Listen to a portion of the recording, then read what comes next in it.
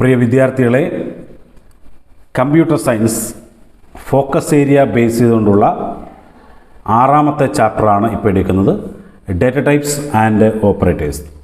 ഇതിനു മുമ്പുള്ള 5 വീഡിയോസും എടുത്തിട്ടുണ്ട്, വളരെ ഷോർട്ടായിട്ട്. അതിൻ്റെ ലിങ്ക് ഡിസ്ക്രിപ്ഷൻ ബോക്സിൽ കാണും.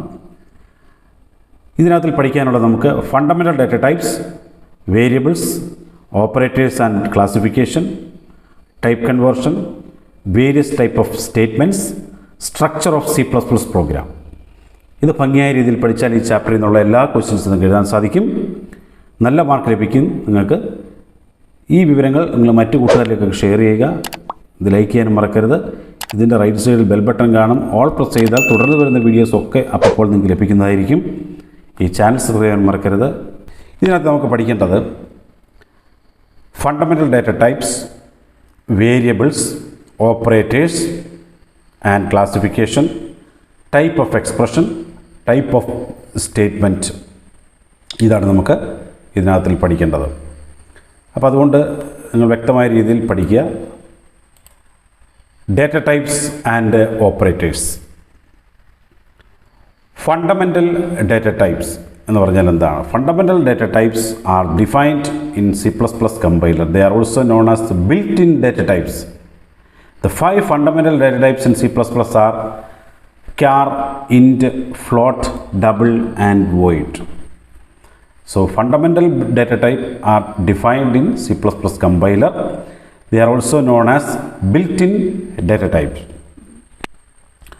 ഏതൊക്കെയാണ് 5 ഫണ്ടമെൻ്റൽ ഡാറ്റ ടൈപ്പ് എന്ന് ചോദിച്ചാൽ int, char, float, double, void. എന്താണ് ഓരോന്നും നമുക്ക് നോക്കാം. ഇനിയും int data type to store integer numbers. 4 bytes of memory ആവശ്യമായിട്ടുണ്ട്. അപ്പോൾ നമുക്ക് ഇൻറ്റിജർ എന്ന് പറഞ്ഞാൽ എന്താണ്? ഇൻറ്റിജർ എന്ന് പറഞ്ഞാൽ integral number without any decimal point. അതിനെയാണ് നമ്മൾ ഇൻറ്റിജർ എന്ന് പറയുന്നത്. Integral number without any decimal point, that is integer.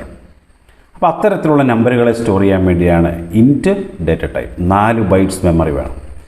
ക്യാർ data type to store characters occupies 1 bytes of memory. Float data type for storing fractional numbers occupy 4 bytes memory. Double data type for storing double precision floating point numbers. It takes 8 bytes of memory. Void data type specifies an empty set of data, occupies 0 bytes. അപ്പോൾ ഈ 4 data ടൈപ്പിനെ പറ്റി നിങ്ങളൊന്ന് പഠിച്ചു വെച്ചേക്കുക. ABCDE 5 എണ്ണം ഉണ്ട്. Int, char, float, double, void. അടുത്ത ഇതിനകത്തിൽ പഠിക്കാനുള്ളത് നമുക്ക് വേരിയബിൾസ് എന്ന് പറഞ്ഞാൽ എന്താണ്? Variables are the names given to memory locations. There are 3 important aspects for variable. നമുക്കറിയാം, കമ്പ്യൂട്ടറിൽ നമ്മൾ എന്ത് കൊടുത്താലും അത് മെമ്മറിയിലാണ് സൂക്ഷിക്കുന്നത്, അല്ലേ? മെമ്മറിയിൽ സൂക്ഷിക്കുമ്പോൾ മെമ്മറിക്ക് ഒരു പേര് കൊടുക്കേണ്ടതായിട്ടുണ്ട്. ആ പേര് കൊടുക്കുന്ന പേരിനെയാണ് നമ്മൾ വേരിയബിൾ നെയിം എന്ന് പറയുന്നത്. Variables are the names given to memory locations. They are 3 important aspects. ഇപ്പം നമുക്ക് നമ്മളൊക്കെ ഒരു വീട്ടിൽ താമസിക്കുകയാണ്. വീട്ടിൽ താമസിക്കുമ്പോൾ നമുക്കെല്ലാം ഒരു അഡ്രസ്സുണ്ട്, അല്ലേ? അഡ്രസ്സുണ്ട്. നമ്മളൊരു പേരിലാണ്, ഒരു വീട്ടുപേരിലാണ് അറിയപ്പെടുന്നത്. അപ്പോൾ അതാണ് നമുക്ക് വേരിയബിൾസ്. അതിന് 3 ഘടകങ്ങളുണ്ടെന്ന് പറഞ്ഞു. ഒന്ന് വേരിയബിൾ നെയിം. നമ്മൾ വേരിയബിളിന് കൊടുക്കുന്ന പേര്, given to memory location through which the content of the location is referred to. A equals 10. 10 എന്ന് പറയുന്ന വാല്യൂ A എന്ന് പറയുന്ന പേരിൽ മെമ്മറിയിൽ സൂക്ഷിക്കുന്നു. So A is a variable and variable name. Then memory address. കമ്പ്യൂട്ടറിൻ്റെ ഓരോ കാര്യങ്ങളും സൂക്ഷിക്കുന്നത് മെമ്മറിക്കകത്താണെന്ന് ഞാൻ പറഞ്ഞു. ആ മെമ്മറിക്കെല്ലാം ഓരോ അഡ്രസ്സുണ്ട്. ഇപ്പം നമ്മുടെയൊക്കെ വീട്ടിലൊരു അഡ്രസ്സുണ്ട്, അല്ലേ? ഈ ഇന്ത്യയിൽ താമസിക്കുന്ന ഏതൊരു വ്യക്തിയുടെയും വീടിൻ്റെ അഡ്രസ്സുണ്ട്. ആ അഡ്രസ്സ് ബേസ് ചെയ്തുകൊണ്ടാണ് ലെറ്ററും മറ്റ് കാര്യങ്ങളും എല്ലാം ആ കൃത്യ സ്ഥലത്തേക്ക് ചെല്ലുന്നത്. അപ്പോൾ എന്ന് പറയുന്ന പോലെ തന്നെ മെമ്മറിക്ക് ഒരു വേരിയബിൾ സ്റ്റോർ ചെയ്യുമ്പോൾ അതിനൊരു പേരുണ്ടായിരിക്കും. അതെവിടെയാണ് മെമ്മറിയിൽ സ്റ്റോർ ചെയ്യുന്നതെന്നുള്ളൊരു അഡ്രസ്സ് ഉണ്ടായിരിക്കും. അത് നമ്പറായിരിക്കും. അത് ഇനിയും content of a variable. For example A equals 10. A എന്ന് പറയുന്നത് വേരിയബിളിൻ്റെ പേരാണ്. അവിടെ കണ്ടൻറ്റ് എത്രയാണ്? 10 ആണ്, അല്ലേ?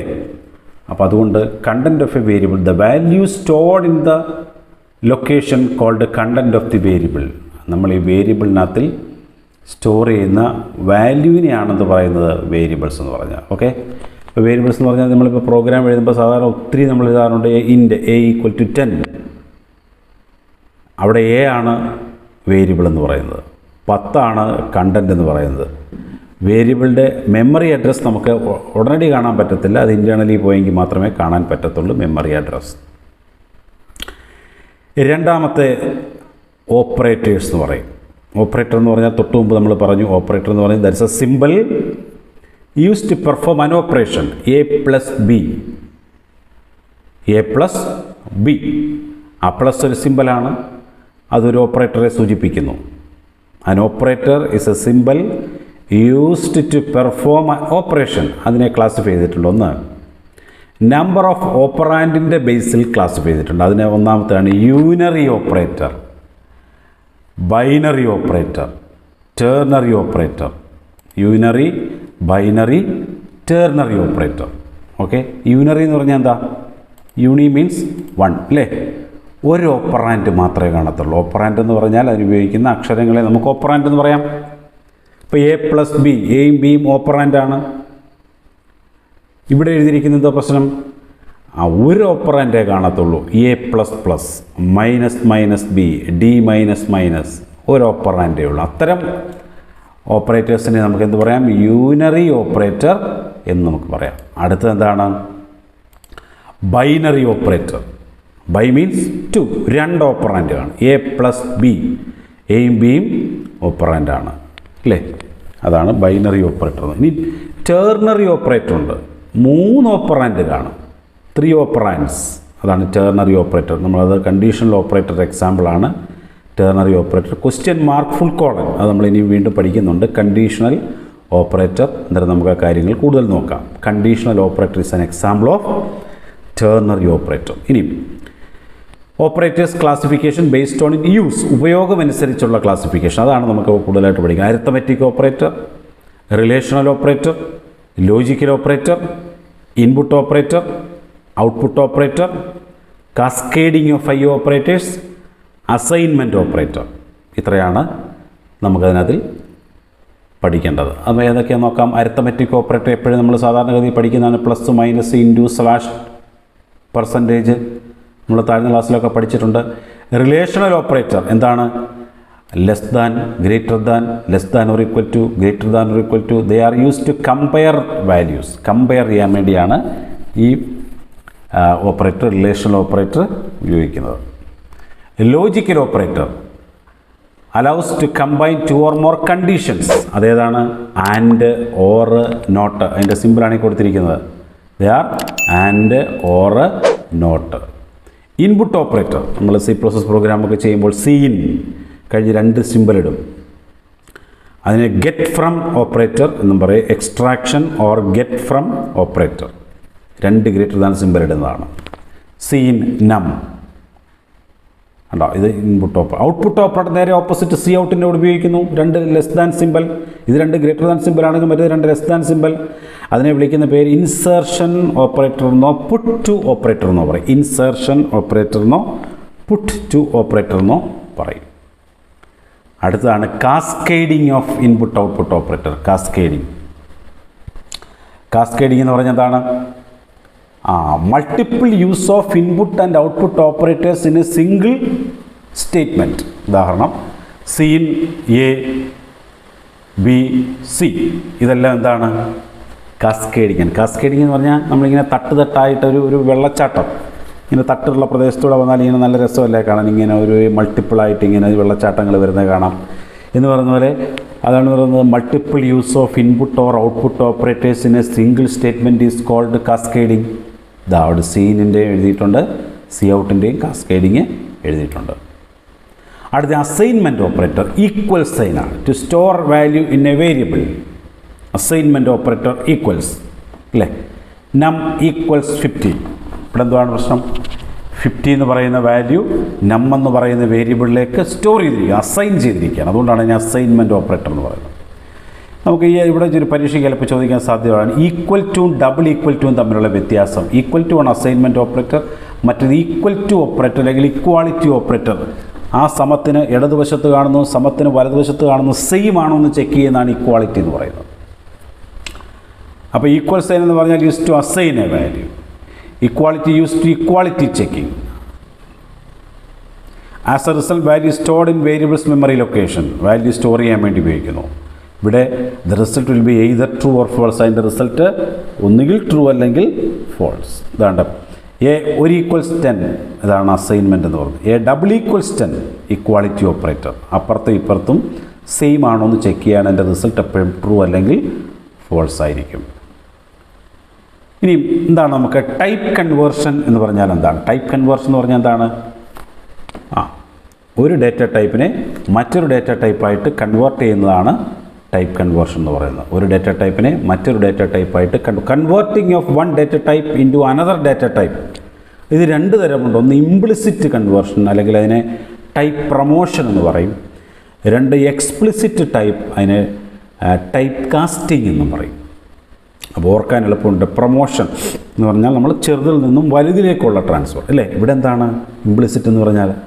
performed by C++ compiler internally converts the lower sized operands to the data type of highest operand. അതുകൊണ്ടാണ് ഇതിനെ പ്രൊമോഷൻ എന്ന് പറയുന്നത്. ലോവർ ഡേറ്റ ടൈപ്പിൽ നിന്നും ഹയർ സൈസ് ഉള്ള ഡേറ്റ ടൈപ്പിലേക്കുള്ള കൺവേർഷൻ ടൈപ്പ് പ്രൊമോഷൻ അല്ലെങ്കിൽ ഇംപ്ലിസിറ്റ് ടൈപ്പ് കൺവേർഷൻ.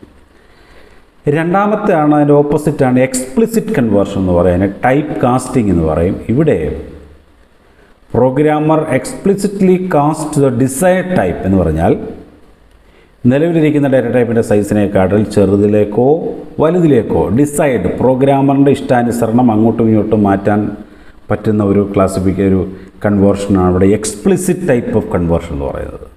അതാണ്. അപ്പോൾ ഇംപ്ലിസിറ്റ് ആൻഡ് എക്സ്പ്ലിസിറ്റ്. ഇംപ്ലിസിറ്റിനെ ടൈപ്പ് പ്രൊമോഷൻ, എക്സ്പ്ലിസിറ്റിനെ ടൈപ്പ് കാസ്റ്റിംഗ് എന്നും പറയും. ഓക്കെ. ഇനി എന്താണ് നമുക്ക് C++ലെ സ്റ്റേറ്റ്മെൻറ്റ്സ് എന്ന് പറഞ്ഞാൽ എന്താണ്? Statements are the smallest executable unit of A programming language. നമ്മൾ C++ൽ എഴുതുന്ന സെമിക്കോളൻ കൊണ്ട് അവസാനിക്കുന്ന ഓരോ ലൈനിനെയും പറയുന്ന പേരാണ് സ്റ്റേറ്റ്മെൻറ്റ്സ് എന്ന് പറയും. ഇത് 4 തരമുണ്ട്. Declaration statement, assignment statement, input statement, output statement.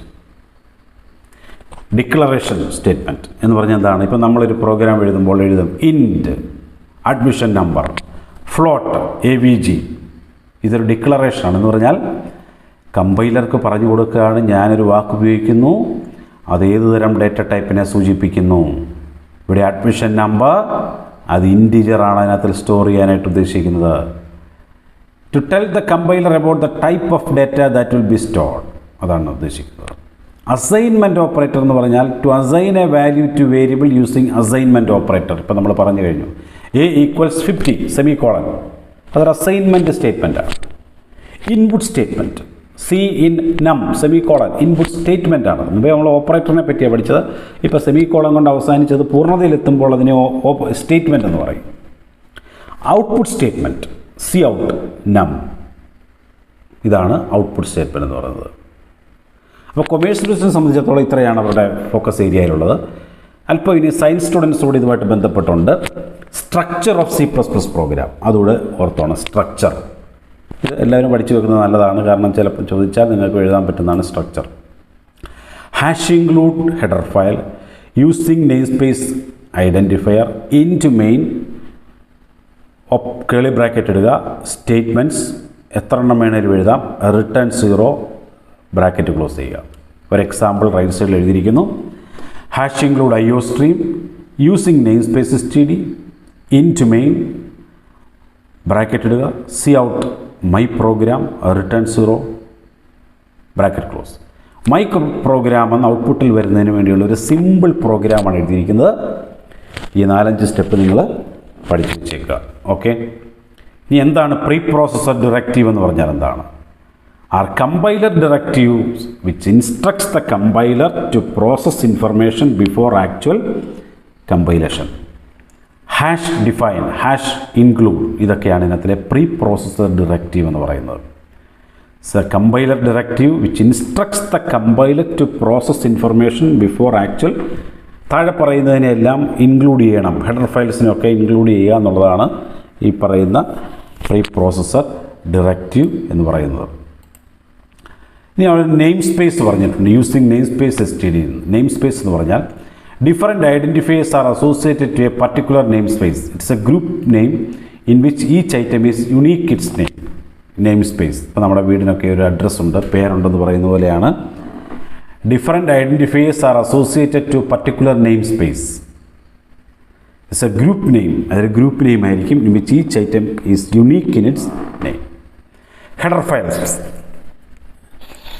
ആ ഹെഡർ ഫയലിനായിട്ട് എന്തൊക്കെ ഉപയോഗിക്കുന്നു? Contain the information about functions, objects, predefined derived data types that are available along with compiler. Example hash include IO stream, input output stream.